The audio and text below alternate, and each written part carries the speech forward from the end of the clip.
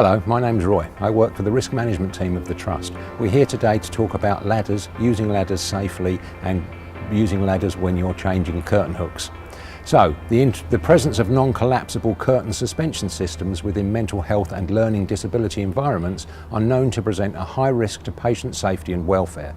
The appropriate specification, selection, installation, testing and maintenance of such systems are vital to ensure that patients cannot use curtain suspension systems for the purposes of harm to themselves or others.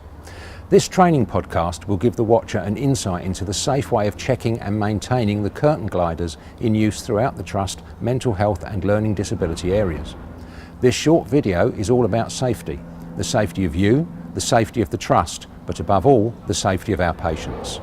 This training will concentrate on the safe use of ladders when checking the gliders, not on the suspension systems or the tracks in use. This is covered elsewhere. However, the following is a brief reminder of the gliders you should and should not find in use. White gliders are for domestic application are completely forbidden in the Trust. Blue gliders will hold up to 10 kilograms in weight. We do not use this colour of gliders, so if you do find these, please report it immediately.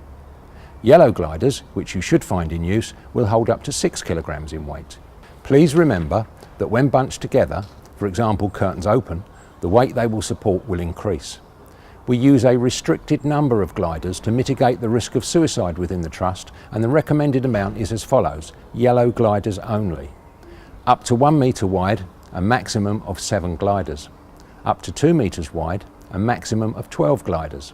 Up to 3 metres wide, a maximum of 17 gliders, and up to 4 metres wide, a maximum of 22 gliders.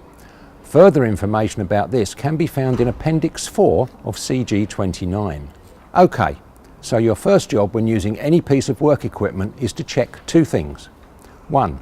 Is it safe, suitable and sufficient for use, and has it been checked for safety?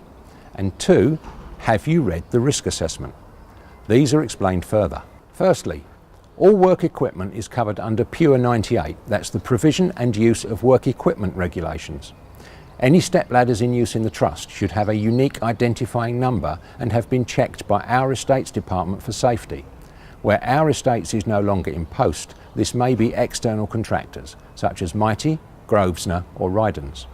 This should be carried out at least once per year. Secondly, a risk assessment for the use of a step ladder within the area you intend to use it should have been carried out. This will outline to you the hazards and the risks from using a step ladder, not just from the equipment itself, but from the environment too. What should you look for before using a step ladder? Firstly, that it has a tag attached telling you it has been inspected and is safe for use. However, you still need to satisfy yourself that it is indeed safe for you to use, so you should check the following. Check the stiles. Make sure they are not bent or damaged, as the ladder could buckle or collapse. Check the feet. If they are missing, worn or damaged, the ladder could slip. Check the rungs. If they are bent, worn, missing or loose, the ladder could fail. Check any locking mechanisms. If they are bent or the fixings are worn or damaged, the ladder could collapse. Ensure any locking bars are engaged. Check the step ladder platform. If it is split or buckled, the ladder could become unstable or collapse. Check the steps or treads on step ladders. If they are contaminated, they could be slippery. If the fixings are loose on steps, they could collapse.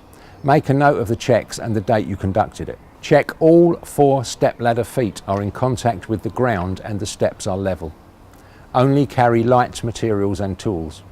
Don't overreach. Don't stand and work on the top 3 steps, including a step forming the very top of the step ladder, unless there is a suitable handhold built into the ladder.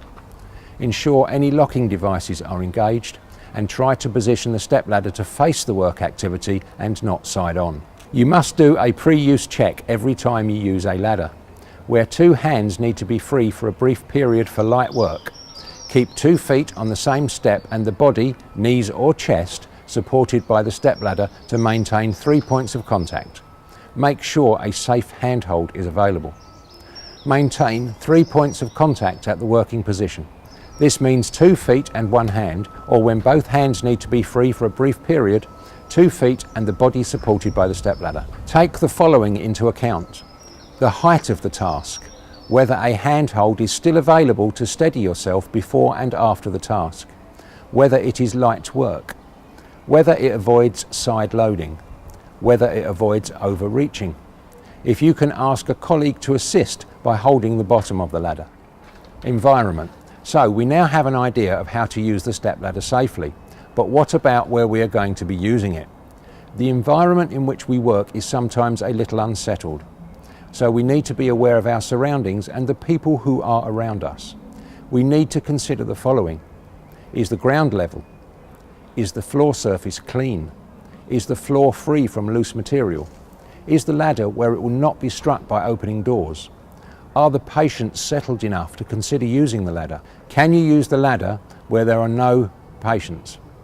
Is there an adequate number of staff around to provide assistance should it be required? Is your pit energised? Do people know where you are and what you are doing? Is there an up-to-date record of detailed visual inspections by a competent person? How long should this task take? Can this be done at a more appropriate time? And what are the first aid and emergency arrangements if they are required? So what we're going to do now is talk about the ladder itself. So here we have a step ladder. If we look closely, you'll see it should have a label on it like this. This label will tell us that it's been inspected and it is safe for use. Sometimes these labels, if I can get this one out, have been removed, and it tells you that it is not safe to use. Do not use this ladder. Okay? If you find a step ladder with this label on, do not use it. Find one which is safe to use. You will find that these have green tags which tell you that it's safe to use and when it was last inspected. These simply slide into the holder like so and should be visible to you. If you're going to use a step ladder, please check that all 4 feet are in place and are not damaged. This is important. This is what's actually going to support your weight on the floor. They need to be of a non-slip type. When you're setting the ladder up, make sure that it's on a firm, level, even surface without anything around it that could make you slip off the ladder. The locking mechanisms need to be in place. Make sure these are locked in. If there is a locking mechanism on the top step of the ladder, please make sure that is also engaged. You need to check the sides of the ladder to make sure that these aren't cracked, split or broken or in any other way damaged, bent or buckled. You also need to check that the rungs of the ladder are also in good condition. Check every one of them, make sure they're not bent, buckled or damaged. Make sure that the fixings that hold them in place are actually in good condition. The treads of the ladder themselves also need to be in good order, because if you're actually up here with your feet on it and you slip, you could be in trouble. Anything else that you notice on the ladder that could be an issue, please make sure you report it. Before you do any work on a step ladder, please make sure that you read the risk assessment that goes along with the task in hand. Thank you for watching, and I hope you found this useful.